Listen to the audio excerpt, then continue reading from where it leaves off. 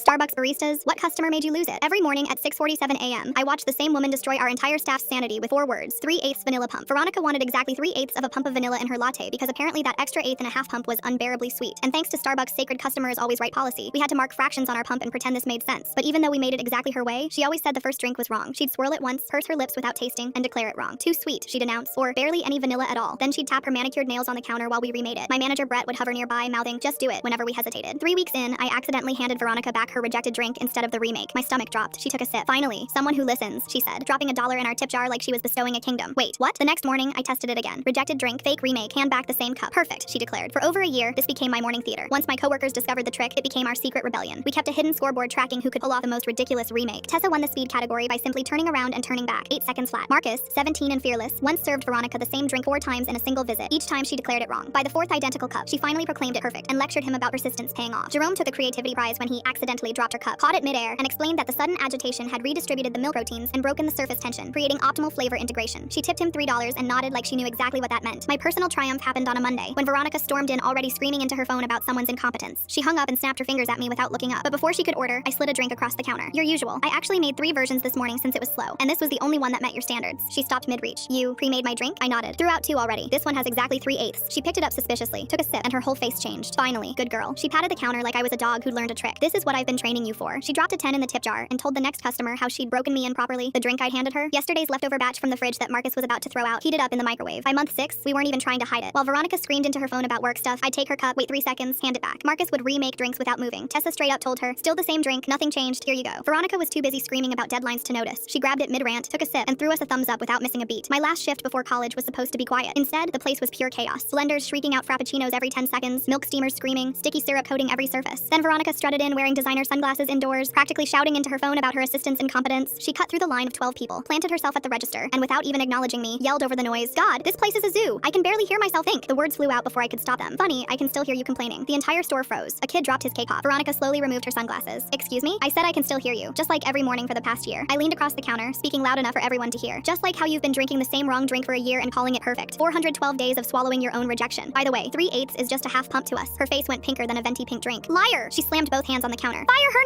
now!" she screamed at Brett, who just walked out of the back. "She's lying to humiliate me. I spent thousands here." Brett, who lived by the employee handbook, knew firing me would tank his quarterly review. He cleared his throat. "Ma'am, today is her last shift anyway." "That's it?" She stormed outside with her phone, pacing the sidewalk for 2 straight hours on hold with corporate. We watched through the windows as she gestured wildly at no one. After her call went nowhere, she marched back in, hurled her sunglasses at the window where they shattered on impact, and screamed, "I will never come back to this location." Then she ran to her white Mercedes and sped off. I worked my last 2 hours with the biggest smile. A month later, Marcus texted me, "She still hasn't been back. We're free." I'd given my coworkers the ultimate gift, a Veronica-free workplace. And me, I got the perfect last day.